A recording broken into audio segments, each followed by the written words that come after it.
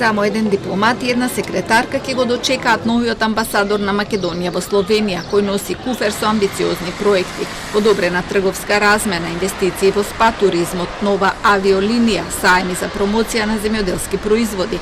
Словенија е петти најголем инвеститор во Македонија, додека ние стагнираме во секој поглед. Разочарува фактот што ако дефицитот се намалува генерално кај во индустријата, во земјоделието, дефицитот се зголемува од година во година и тоа нашиот извоз е стандарден, околу 10 милиони евра, меѓутоа увозот на словенски производи кај нас секоја година се зголемува, па така достигнавме разлика од 11 милиони евра дефицит со земјоделски производи. Најмногу извезуваме леб, печива, потоа вино, конзервиран зеленчук и чоколада и мора да се насочиме и во земјоделието. Мој успех ќе го рачунам дека на крајот на мандатот да се почувствува намалувањето на овој дефицит кој што го имаме во земјоделскиот сектор.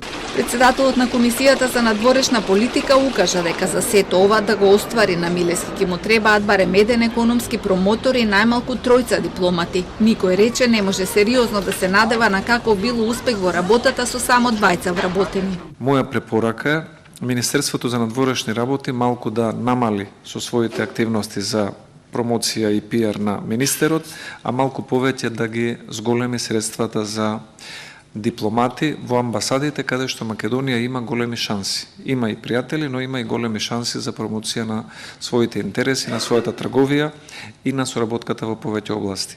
Доколку вие како амбасадор продолжите во следната година или две да имате само еден дипломат и една секретарка, тогаш не верувам дека дел од овие ваши големи амбициозни планови би биле реализирани. По Шпанија, која е следен председавач со ЕУ, заминува Едмонд Адеми, затоа и во неговата програма преовладуваат билатералните односи и задржувањето на континуитетот на евроинтеграциите. Што се однесува до амбасадорското место во Франција, на кое требаше да стапи поранешниот директор на АНБ Виктор Димовски, Милошовски рече дека чекале сигнал од владата дали ќе биде назначен по скандалот со Онишченко. Според негови неофицијални информации, Пендаровски и Османи се согласиле за ова амбасадорско место да биде назначен некој друг. Активности на вонредниот и ополномоштен амбасадор